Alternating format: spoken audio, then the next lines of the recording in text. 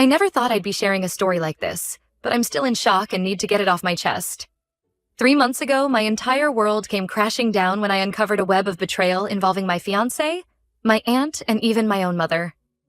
It's taken me this long to gather the courage to write about it, but I hope that sharing my experience might help me process what happened and maybe even help others who've gone through similar situations. Let me start from the beginning. I'm 28 years old, and until recently, I thought I had a pretty good life. I have a stable job as a marketing manager, a close-knit family, and I was engaged to a man I thought was the love of my life. How quickly things can change. My story begins with my Aunt Melanie, my mom's younger sister. Melanie has always been a big part of our family. She's a single mom with a 4-year-old son named Eric, and she lives just a few blocks away from my parents. We've always been close, and I've always looked up to her as a strong, independent woman who seemed to have it all together despite the challenges of single motherhood. About a year ago, Melanie introduced me to Martin. She said he was a friend of a friend, and she thought we might hit it off. From the moment I met Martin, I was drawn to him. He was handsome, charming, and seemed genuinely interested in getting to know me and my family. He worked as a successful real estate agent, and I was impressed by his ambition and the way he carried himself. Our relationship progressed quickly. Martin was attentive, romantic, and seemed to tick all the boxes of what I was looking for in a partner. He got along well with my parents, was great with Melanie's son Eric, and even my friends approved. I thought I had hit the jackpot. 6 months into our relationship, Martin proposed. It was a magical evening. He took me to a beautiful rooftop restaurant overlooking the city, got down on one knee, and presented me with a stunning diamond ring. Of course, I said yes without hesitation. I was on cloud 9, feeling like my life was falling perfectly into place. We decided to have an engagement party at my parents' house to celebrate with our family and close friends. The day of the party was beautiful, warm and sunny with a gentle breeze. My mom and Aunt Melanie had gone all out with the decorations, stringing twinkling lights in the backyard trees and setting up elegant tables with flower centerpieces. I felt like a princess in my new pale blue dress, and Martin looked dashing in his tailored suit. As we greeted our guests, I couldn't stop smiling. My dad was, beaming with pride, shaking hands with everyone, and bragging about his little girl finding such a great guy. Even my mom, Rebecca, seemed happy. Though looking back, I realized there were signs that something wasn't quite right. Throughout the party, I noticed my mom looking worried and distracted at times. Whenever I asked if everything was okay, she'd brush it off, saying she was just emotional about her daughter growing up so fast. I didn't think much of it at the time, chalking it up to the emotional nature of the event. I also caught my mom and Aunt Melanie having hushed conversations several times during the party. They'd be huddled in a corner, speaking in low voices, but whenever I'd approach, they'd quickly change the subject or claim they were just reminiscing about old times. Again, I didn't think much of it then, but now I wish I'd paid more attention. The engagement party was a success, and in the weeks that followed, Martin and I started making plans for our future together.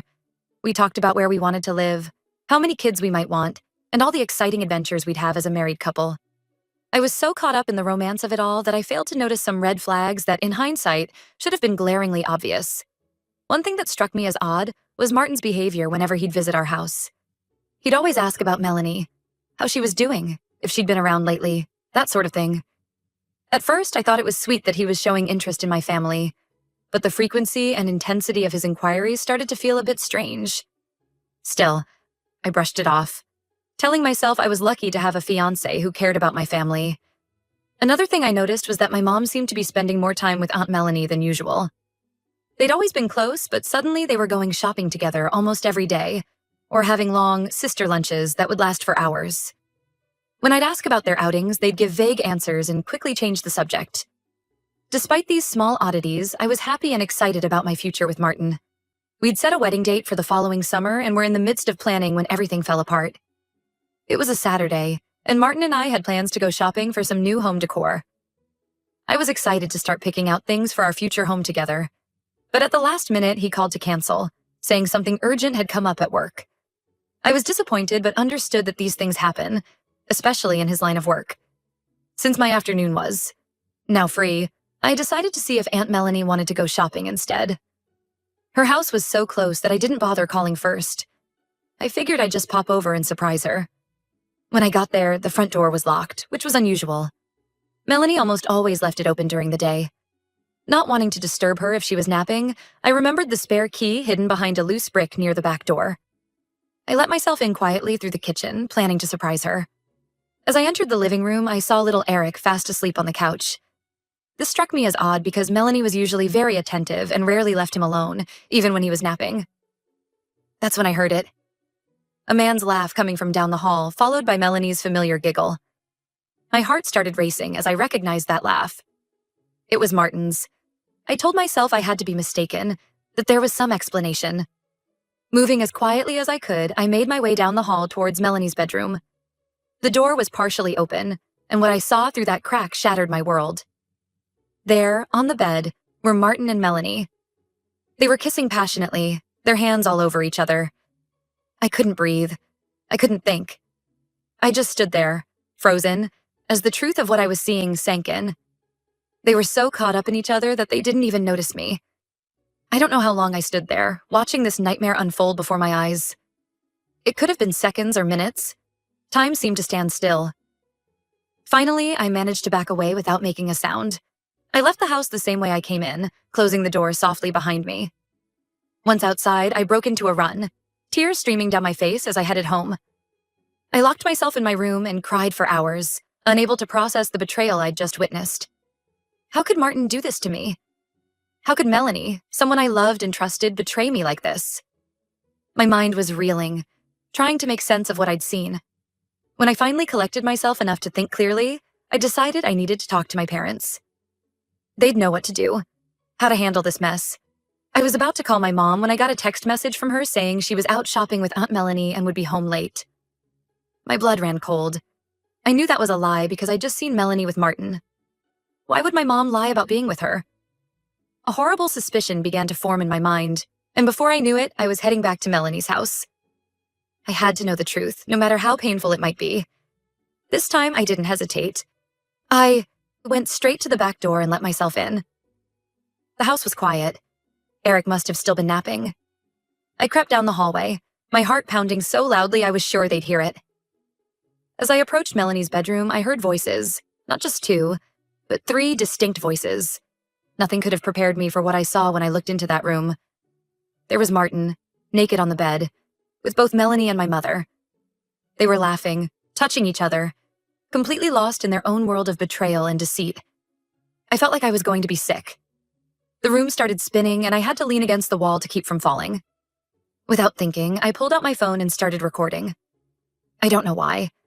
Maybe as proof to myself that this nightmare was real, or maybe because I knew no one would believe me otherwise. I sent the video to my dad right then and there, my hands shaking so badly I could barely hit send.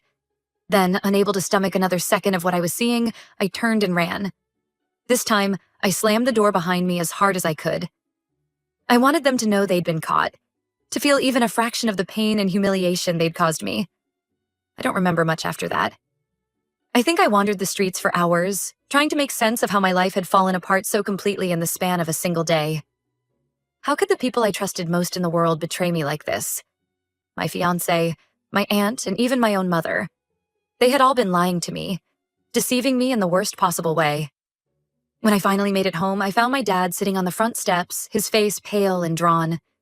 He'd seen the video I sent, and he was just as shocked and devastated as I was. We sat there together, both of us crying, trying to comfort each other even as our worlds crumbled around us. The next few days were a blur of confrontations, tears, and anger. Martin tried to explain, claiming it was a one-time mistake, but I knew better. My mother begged for forgiveness, saying she'd gotten caught up in something she couldn't control. Melanie tried to justify her actions, saying she had needs that weren't being met. Their excuses and explanations only made me feel more hurt and disgusted.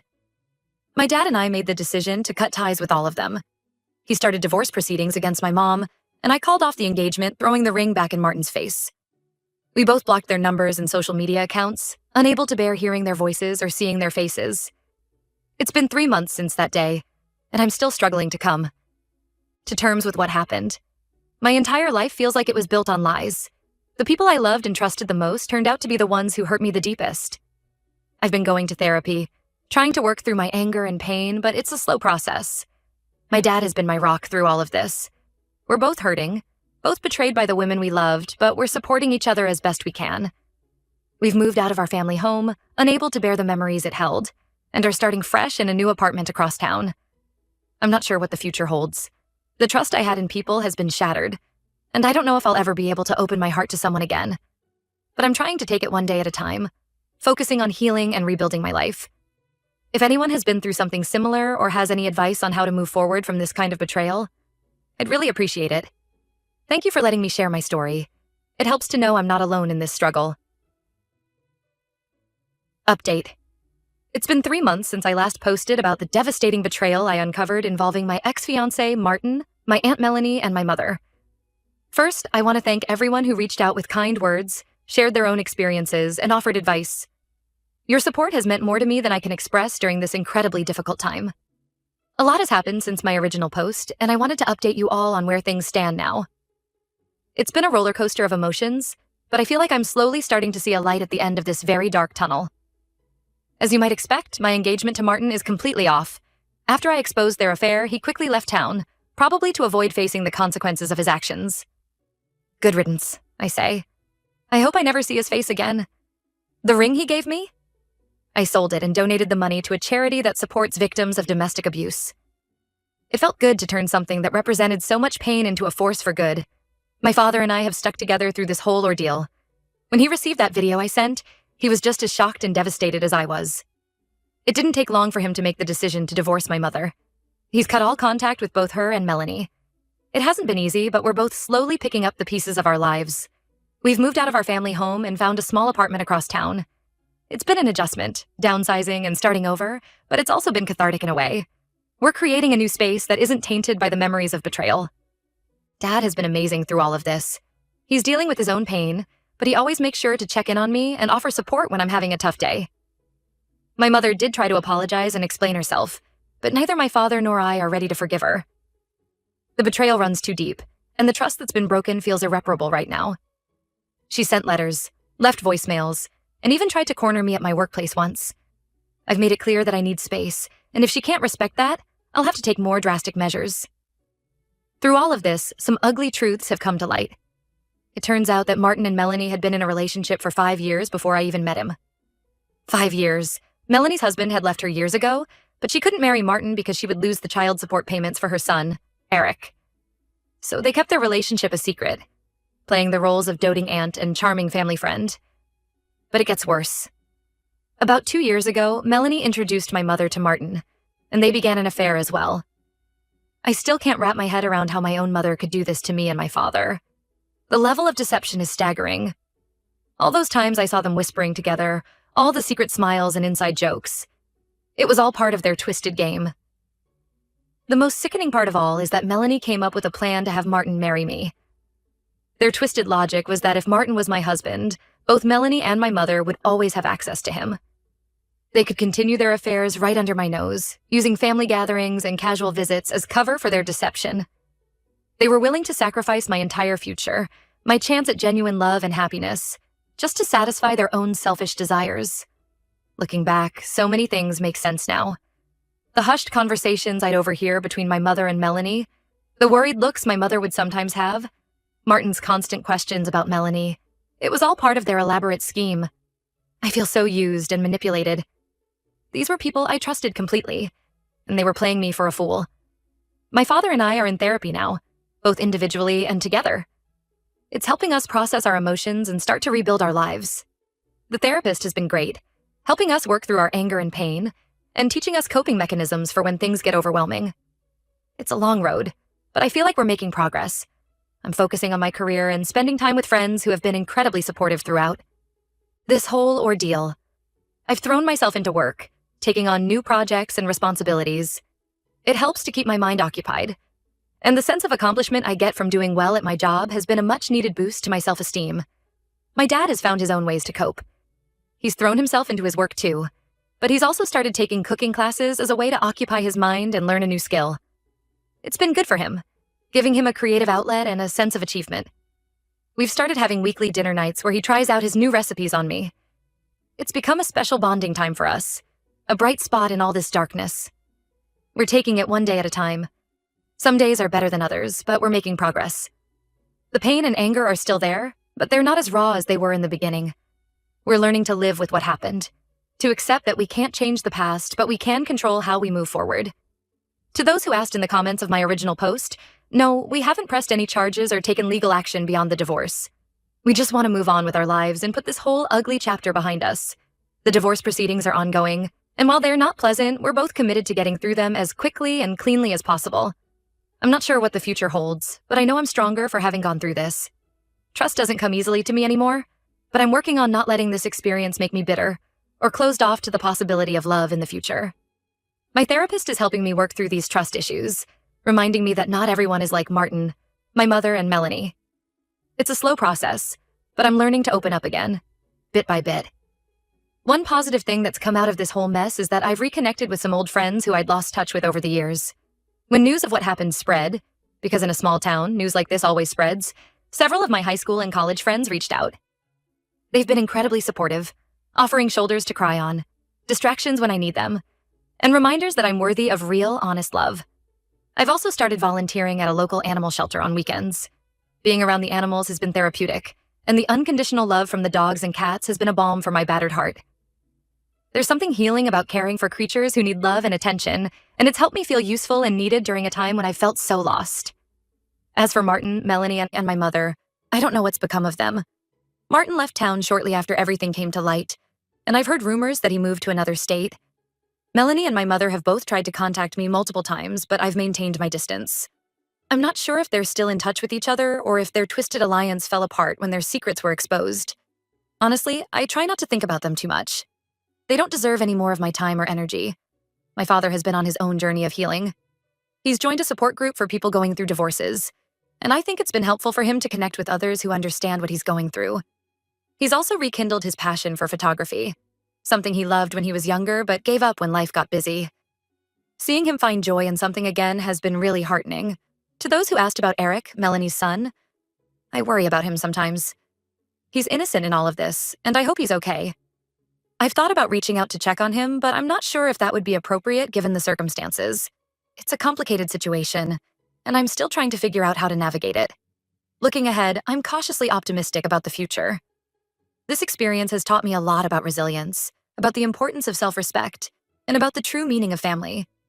My father and I may be a smaller family unit now, but we're stronger and more honest with each other than ever before. I'm not dating yet, and I'm not sure when I'll be ready to put myself out there again. For now, I'm focusing on healing, on rebuilding my life, and on rediscovering who I am outside of the roles of daughter, niece, and fiancé that I've lost. I'm learning to trust my instincts more, to value my own happiness, and to set boundaries where needed. To anyone else who might be going through something similar, know that you're not alone. What happened wasn't your fault, and you deserve so much better. It's okay to be angry, to be sad, to feel lost, but also know that healing is possible. Surround yourself with people who truly care about you. Seek professional help if you need it, and be patient with yourself. Healing isn't linear, and some days will be harder than others, but you will get through this. Thank you again to everyone who's been following my story and offering support. Your kindness has been a bright spot in an otherwise dark time. I'll update again if there are any significant developments, but for now, I'm focusing on moving forward, one day at a time.